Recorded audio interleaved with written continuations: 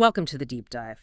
Today we're looking at an election. It seemed, pretty standard on the surface, a peaceful vote, part of the democratic process.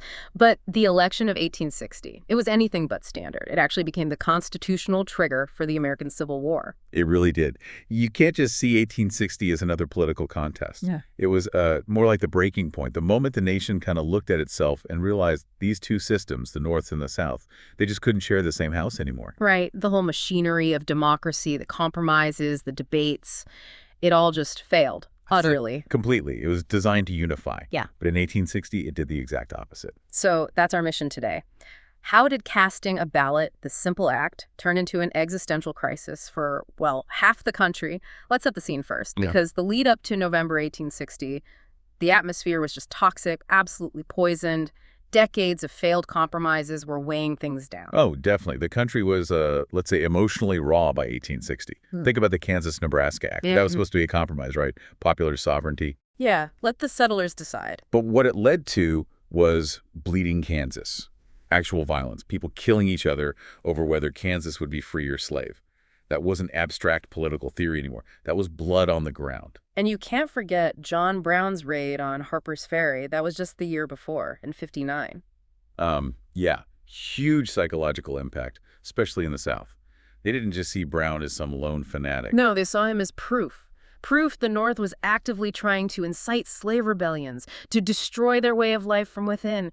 Pure terror for them. And then layer on top of that the Dred Scott decision from the Supreme Court in 1857, Dred Scott v. Sanford. That just threw gasoline on the fire, didn't it? It really did. From the Northern perspective, it felt like a total perversion of the Constitution. The court ruled that black individuals, whether enslaved or free, basically had no rights a white man had to respect. And crucially, that Congress had zero power to ban slavery in the territories. Exactly. That was the killer blow. Constitutionally speaking, it basically said, Congress, your hands are tied. You can't stop slavery's expansion. So the court wiped out the main political tool they'd been using or trying to use for decades, congressional legislation about the territories. And it defined enslaved people purely as property, protected everywhere. Precisely. It made Stephen Douglas's idea of popular sovereignty look, well, almost legally impossible. And it absolutely convinced the new Republican Party that the whole system, the courts, the presidency, was rigged in favor of what they called the slave power. So the context is critical. 1860 didn't just appear out of nowhere. The crisis was already boiling over. The election just kind of brought it to a head. It provided the mechanism, the constitutional process to finally settle this fight that had been tearing the country apart for years. A fight over the very meaning of the Union and the Constitution. Okay, so if the air was already thick with violence, fear, constitutional breakdown, how does the democratic process itself, the peaceful vote, become the final straw, the thing that actually rips the nation in two? Well, it happened because the election results starkly revealed a new political reality. It showed that the North, just by virtue of its larger population and political unity on one key issue, could take complete control of the federal government. Without needing any Southern votes at all. Without needing a single Southern vote, they could win the presidency, the House, and eventually the Senate, and basically make all the rules. Yeah. The South looked at that result and saw a future where they were completely powerless to protect their institution, their entire way of life, through the very democratic means the country was built on. Okay, so let's dig into how the North managed this. Because the story of 1860 isn't just about Lincoln Rising. It's maybe even more about the spectacular implosion of the Democratic Party. That's absolutely central. The Democratic Party was really the last major national institution left. It had members, powerful members, in both the North and the South. For decades, it had somehow managed to bridge that gap. Holding together Northern workers and Southern plantation owners, quite the balancing act. A very difficult one.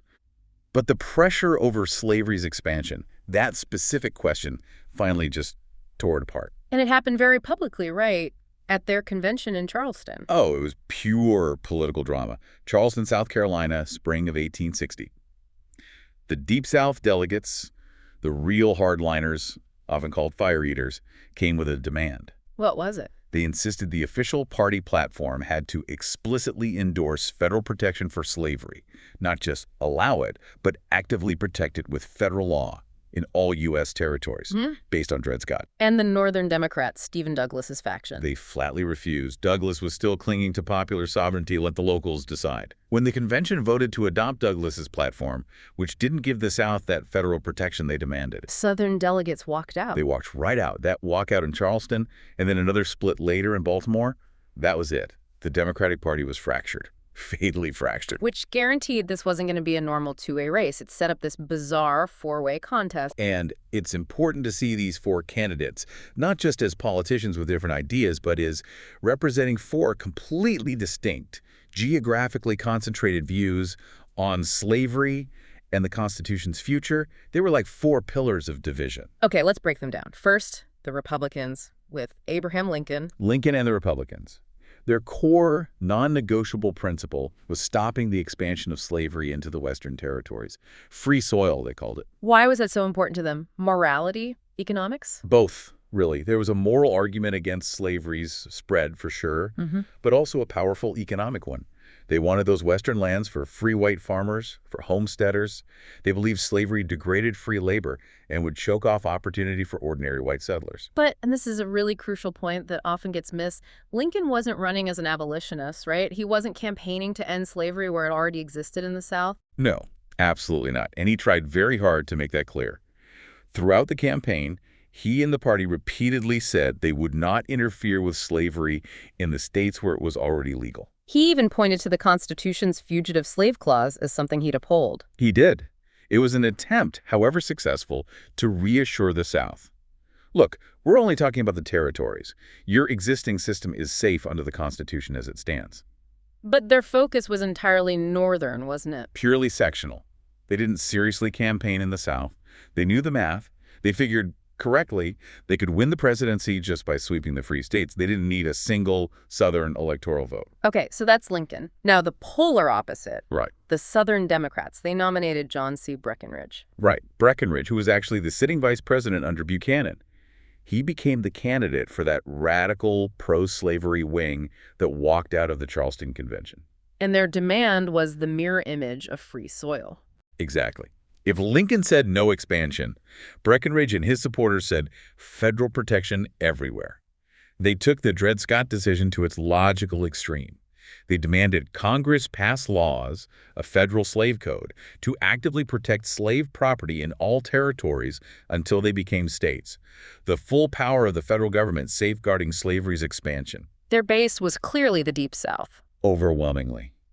Cotton states. Then you had the man caught in the middle, the Northern Democrat, Stephen Douglas, still pushing popular sovereignty. Douglas. He was probably the only candidate with genuine name recognition and support across different sections of the country. But his big idea, popular sovereignty, was just, well, it was shredded. By Dred Scott. By Dred Scott, yeah, and by the political realities.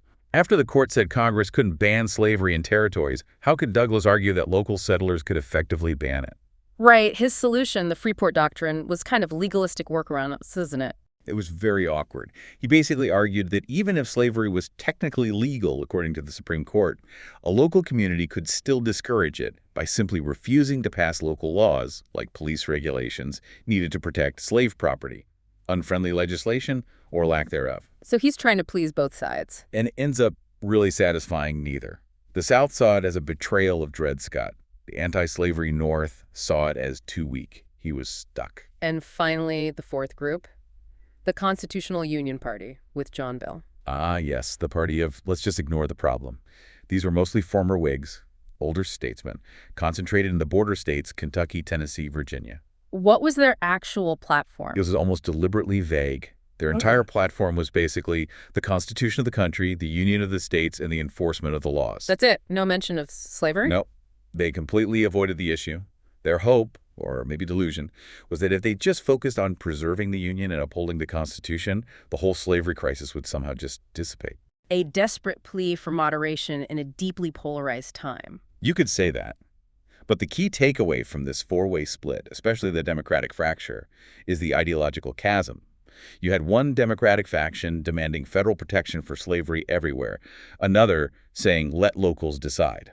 They canceled each other out. And that mathematical reality paved the way for Lincoln. It absolutely guaranteed that the Republicans, united behind free soil and concentrated in the populous North, would win. The political center wasn't just weakened, it was gone, demolished. Okay, let's get into the numbers. Because the election results themselves tell a fascinating and frankly terrifying story about how democracy worked, or maybe didn't work, in 1860. The math is really stark. It shows how Lincoln won the presidency without anything close to a national mandate in terms of popular support. He won with a minority of the popular vote. A distinct minority. Lincoln got just under 40%, about 39.7% to be precise. That's roughly 1.87 million votes. Less than 4 out of 10 voters chose Lincoln, yet he won decisively. Electoral college efficiency. His votes were concentrated in the right places. The winner-take-all system in most states meant that winning a state, even narrowly, gave him all of its electoral votes. And he won the big ones. He swept the North. All 18 free states. Think about the powerhouses. New York, Pennsylvania, Ohio. Those states alone had a huge number of electoral votes. By winning them, plus the rest of the free states, he racked up 180 electoral votes. Which was a clear majority. A comfortable majority. 59.4% of the electoral college total. He needed 152 to win. He got 180. And crucially, looking at the map, not a single vote from the South. He wasn't even on the ballot in 10 southern states. His victory was entirely 100% sectional, based purely on the strength of the free states. Now compare that to the opposition. What happened to Douglas, Breckinridge, and Bell? It was a complete disaster for them, electorally speaking, especially for Douglas. Remember, Douglas got almost 30% of the popular vote. That's nearly 1.4 million votes, second only to Lincoln. So millions supported him. Where did his electoral votes come from? That's the brutal part. His support was spread too thin. He came in second in many states, North and South, but didn't win majorities. He only won one state outright, Missouri. And he picked up a few electoral votes from New Jersey due to a complicated split there, total. A tiny 12 electoral votes. Wow, 1.4 million popular votes translates to just 12 electoral votes. It's a stunning illustration of how the system worked against a candidate with broad but shallow support in a polarized environment. What about the other two, Breckinridge and Bell? Breckinridge did well where you'd expect, the Deep South. He carried 11 slave states and got 72 electoral votes. Bell won 3 border states, Virginia, Kentucky, Tennessee, for 39 electoral votes. But if you add up all the opposition votes... That's the kicker. The combined popular vote for Douglas, Breckinridge, and Bell was significantly higher than Lincoln's, about 2.8 million votes compared to Lincoln's 1.87 million. Nearly 1 million more people voted against Lincoln than voted for him. Yet Lincoln won easily in the Electoral College. By and the opposition only got 123 electoral votes. Lincoln alone had 180. Okay, so this brings us to the so what. Why was this specific outcome, this purely sectional victory on minority popular vote, so catastrophic in the eyes of the South? Because it was the mathematical proof of their worst fears. It demonstrated, beyond any doubt, that the North now had the numbers and the political will organized through the Republican Party to control the federal government entirely on its own terms. They didn't need Southern consent anymore. They didn't need Southern consent, Southern votes, or Southern politicians to win the presidency. The South looked at this and saw the future. A federal government permanently dominated by a Northern majority hostile to their fundamental institution. They realized their political veto, their ability to protect slavery through a compromise or obstruction in Washington, was gone forever. So losing the election wasn't just a political setback. For the leaders of the Deep South, no. It was proof that they were now, quote, permanently irrelevant in the Union. It confirmed that slavery was caged.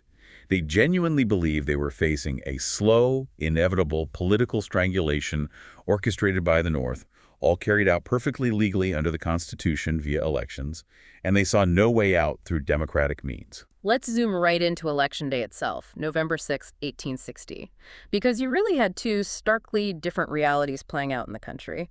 Let's start in Springfield, Illinois, Lincoln's hometown. Right. Springfield was buzzing. The sources describe how the day began literally with a bang. At sunrise, a cannon fired a salvo over the town. That was the signal, the political battle, the campaign was over.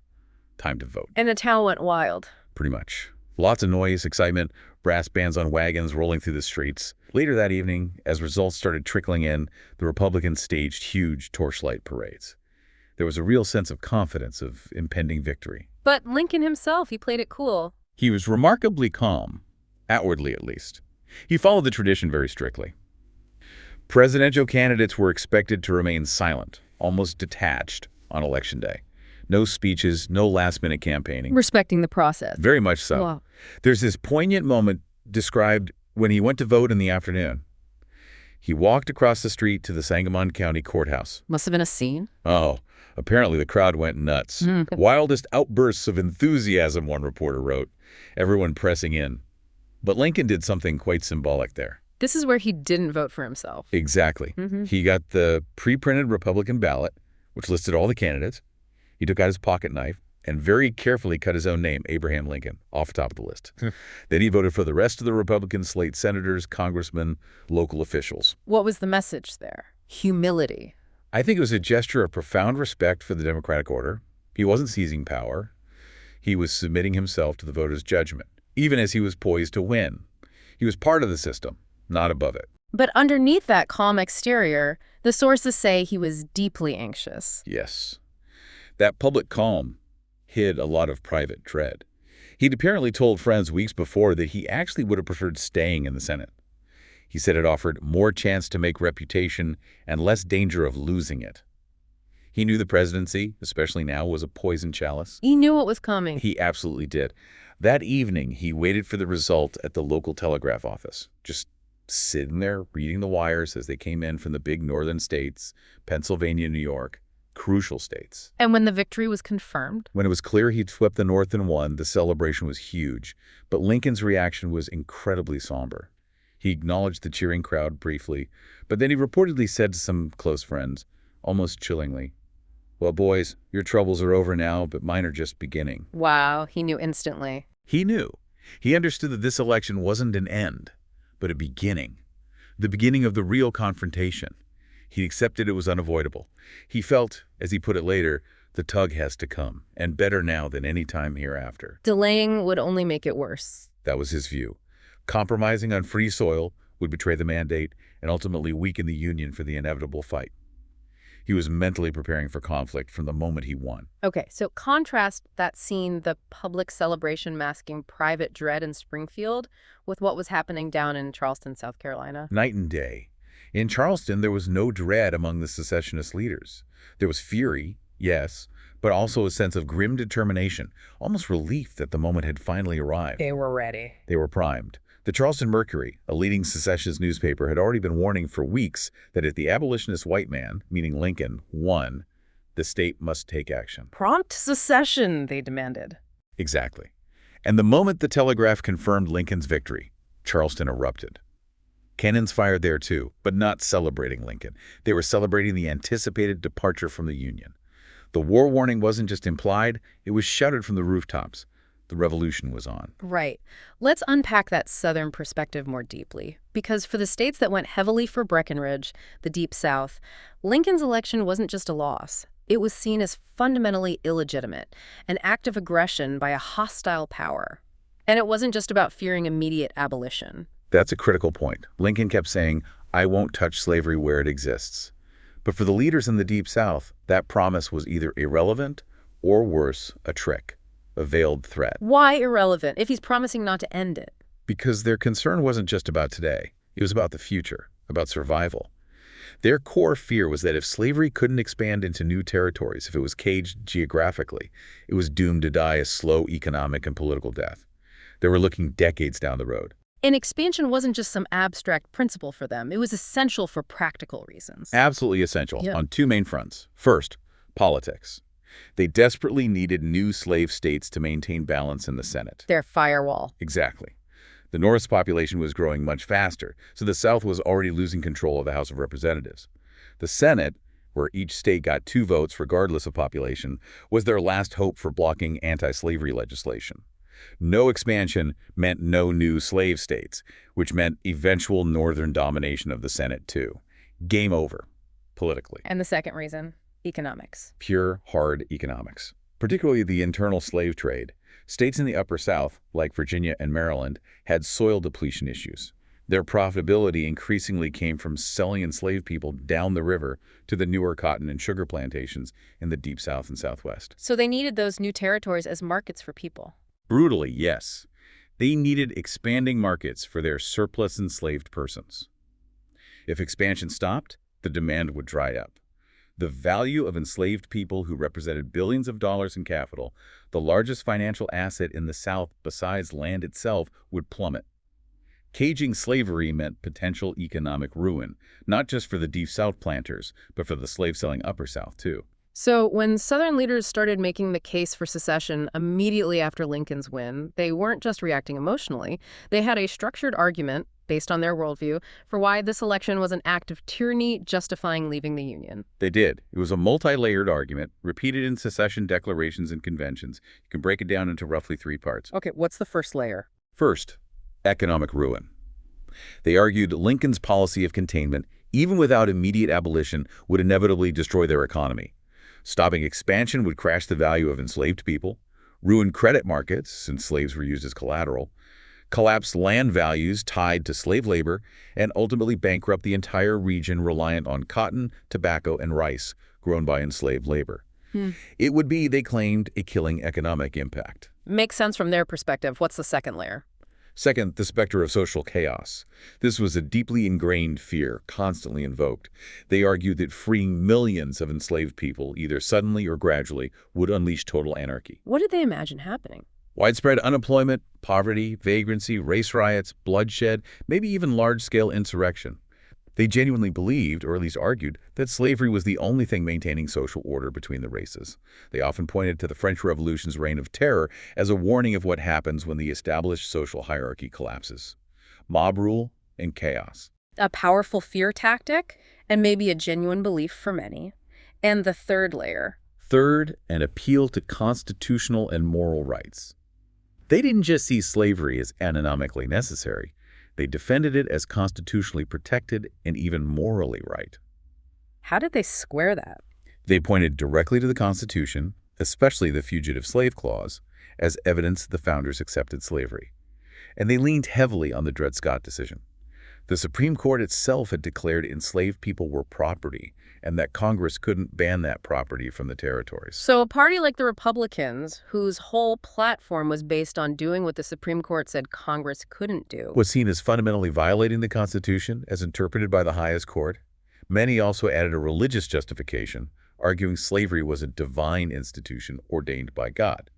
So Lincoln's election was an attack not just on their economy and society, but on their constitutional rights and God's will, as they saw it. And the election result proved their political shield was broken. It proved their political veto within the Union was gone. They couldn't stop the anti-slavery North through elections anymore. So their conclusion was stark. The value of preserving their system, their economy, social order, and constitutional interpretation outweighed the value of remaining in the Union under a hostile majority. And they didn't wait. South Carolina moved immediately. Instantly. The Charleston Mercury wasn't just rhetoric. It said, the ball of revolution be set in motion, and the state legislature acted immediately. They called a special convention solely to consider secession. And on December 20th, 1860, just 44 days after Lincoln won the election, the South Carolina Convention voted unanimously to secede from the Union. And that opened the floodgates. It was a cascade. Within about 6 weeks, before Lincoln was even inaugurated in March 1861, 6 other Deep South states followed: Mississippi, Florida, Alabama, Georgia, Louisiana, and Texas. They formed the Confederate States of America. The rebellion wasn't just threatened, it was organized, formalized, and a reality on the ground before the new president could even take office. Which brings us to that critical and, frankly, disastrous period between the election in November 1860 and Lincoln's inauguration in March 1861.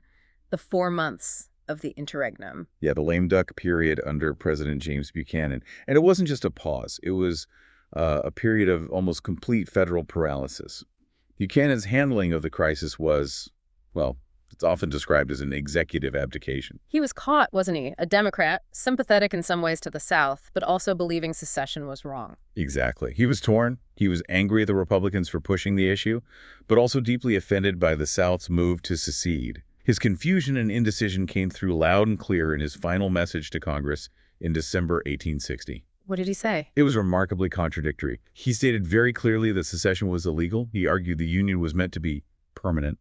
But then, in the very same message, he argued that the federal government had no constitutional power to force a state to remain in the Union. He couldn't find the authority to coerce a seceding state. Secession is illegal, but we can't stop you from doing it. Pretty much. It was the worst possible message. It told the South, "What you're doing is wrong, but go ahead, I can't legally stop you." And it told the North, "Secession is illegal, but I don't have the power to uphold the law." It created this massive vacuum of authority at the worst possible moment. What did that vacuum allow to happen practically? It gave the seceding states 4 crucial months. 4 months without serious federal interference to get organized. They held conventions, wrote constitutions, formed the Confederate government in Montgomery, Alabama, designed flags, raised militias. And crucially, started taking over federal property. Yes, this was critical. They began seizing federal forts, arsenals, mints, and customs houses within their borders, often without a fight, as local federal officials were either sympathetic or felt abandoned by Washington. This wasn't just political anymore. It was the physical takeover of U.S. assets. Did Buchanan's own cabinet fall apart? It disintegrated. Yeah. Southern cabinet members resigned one after another. Howell Cobb, the Treasury Secretary from Georgia. Jacob Compson, Interior Secretary from Mississippi. John B. Floyd, the Secretary of War from Virginia. Floyd was controversial, wasn't he? Accused of helping the South. Yes, he was later accused, though it's debated, of having strategically moved federal weapons and munitions from northern arsenals to southern ones before resigning, anticipating the conflict. Whether deliberate treason or administrative convenience, it left Buchanan's administration crippled and deeply divided internally during the crisis. While the White House was paralyzed, did Congress try anything? Any last-ditch efforts? They did. There were desperate attempts at compromise. The most famous was the Crittenden Compromise, proposed by Senator John J. Crittenden of Kentucky, a state trying desperately to stay neutral. What did it propose? It sounds familiar. It was basically an attempt to revive the old Missouri Compromise line of 36 degrees 30' latitude. The proposal was to extend that line all the way to the Pacific Ocean. Slavery would be prohibited in all territories north of the line, now and forever. And south of the line? South of the line, slavery would be explicitly protected by federal law in all territories, existing or hereafter acquired. Think Cuba or Central America, potentially. Wow, hereafter acquired. That's a big deal. But what made this different from past compromises? Why was this seen as the absolute last chance? The key was how it would be enacted. Crittenden proposed this not just as a law, but as a series of unrepealable constitutional amendments. Unrepealable, meaning future generations couldn't change it. Exactly. It would be locked into the Constitution forever. It was designed to give the South an ironclad, permanent guarantee that slavery could exist and potentially expand south of that line, and that no future abolitionist majority in Congress could ever touch it through normal legislation. It was the ultimate concession to slaveholding interests. But Lincoln had just won, on a platform of no expansion. How did he react? Lincoln rejected it. Absolutely, firmly rejected it. He was president-elect, not yet in office, but he worked behind the scenes. He saw the election result as a clear mandate against any further expansion of slavery. To accept Crittenden would be to betray the core principle of the Republican Party and the voters who elected him. He wouldn't budge. He told key Republican senators, essentially, hold the line. No compromise on the territorial issue. He wrote in letters things like, entertain no proposition for a compromise in regard to the extension of slavery. He famously said he would suffer death before consenting to a compromise that looked like buying the privilege of taking office. His firmness killed the Crittenden Compromise. It sealed its fate. Without Republican support, it couldn't pass Congress. And from the perspective of the Deep South, already out or heading out of the Union, what did Lincoln's rejection of this final constitutional guarantee signify? It confirmed everything they believed about him and the Republicans. It proved, in their minds, that his talk about not interfering with slavery in the states was meaningless. His refusal to compromise on the territories showed he was committed to the gradual strangulation policy they feared. It removed the very last political off-ramp, the final possibility of de-escalation through legislation. For them, it made secession seem not just justified, but the only remaining option for self-preservation. So when you boil it all down, the election of 1860 wasn't just a political event. It was the moment a peaceful, democratic process exposed a fundamental, irreconcilable difference in how two parts of the country viewed the nation itself. A constitutional crisis rooted in two opposing ideas about the Union. What was Lincoln's core belief here? Lincoln fundamentally believed the Union was perpetual. It was older than the Constitution, formed by the Articles of Association back in 1774. He argued in his first inaugural address that states couldn't just leave whenever they felt like it. No state upon its own mere motion can lawfully get out of the Union. Exactly. He believed secession was legally void. His constitutional duty, as he saw it, was to preserve the Union, to uphold the laws, and essentially run the machine as it is, using the mechanisms the Constitution provided, like elections, to resolve disputes. But the South had a completely different interpretation. Completely different. Their view, rooted in thinkers like John C. Calhoun, was that the Union was a compact, a voluntary agreement between sovereign states. So sovereignty ultimately rested with the states, not the federal government. Precisely.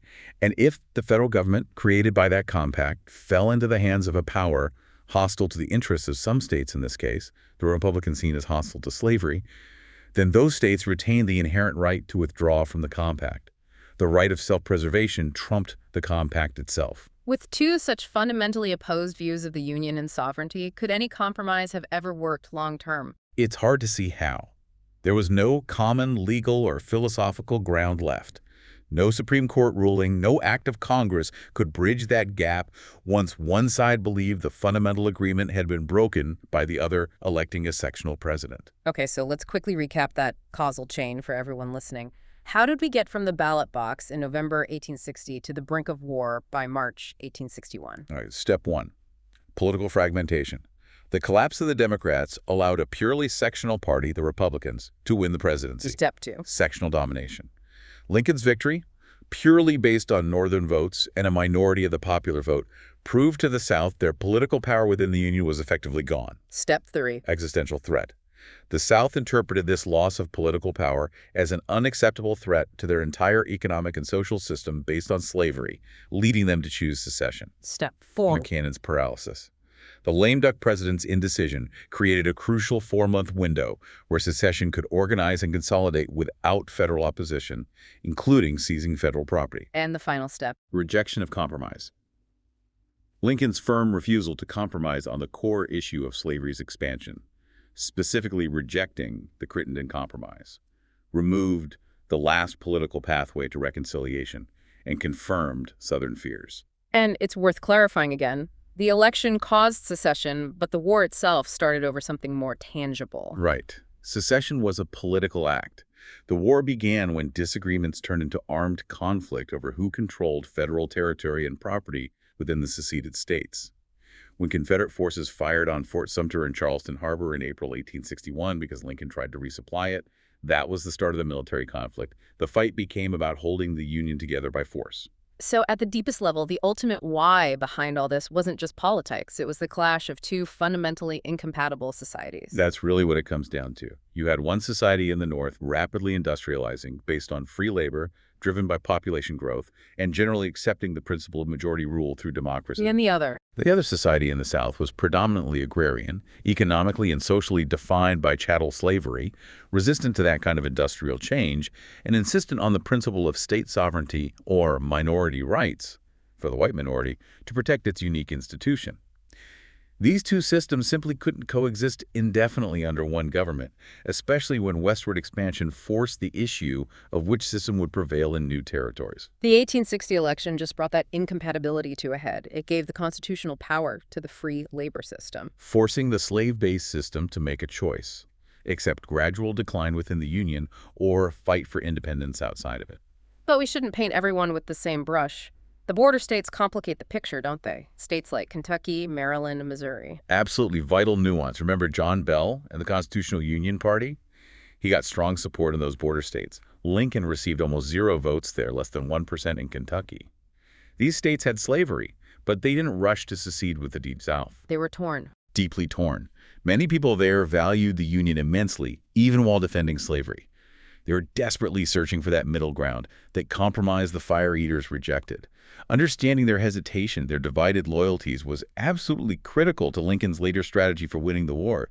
He knew he had to keep them in the Union. But for the Deep South, the path was clear after November 1860, as Lincoln himself realized the moment he won. The tug has to come. The election had forced the unavoidable confrontation. So, reflecting on all this, we end up back at this core irony. A constitutional election, following all the rules of American democracy, was perceived by the losers not as a legitimate outcome, but as an act of profound violence against their way of life. So much so that they chose to abandon democracy, abandon the Union altogether. Lincoln saw it coming. That quote, "Well, boys, your troubles are over now, but mine are just beginning." really captures his understanding that the election victory wasn't the end of the struggle, but the start of the truly dangerous part. The part where the fundamental conflict between these two systems had to be resolved, not through ballots anymore, but likely through force. The election simply stripped away the possibility of further delay or compromise on the core issue. It made the confrontation inevitable. It clarified the lines. It put the power in the hands of a party committed to containing slavery, and the South reacted by trying to leave. The fight was no longer avoidable. Which leaves us with a really difficult question to ponder. Our provocative closing thought for you today. Given the deep polarization, the economic factors, the constitutional disagreements we've discussed, if somehow the Democratic Party hadn't split in 1860, if maybe Douglas or even Bell had managed to win the presidency, denying Lincoln that sectional victory, what could have possibly kept the Deep South in the Union long term? What political force, short of the war that eventually happened, could have reconciled their commitment to slavery with the North's growing demographic, economic, and political power that seemed destined to eventually overwhelm them anyway? Was there any path forward besides conflict by that point? Something to think about.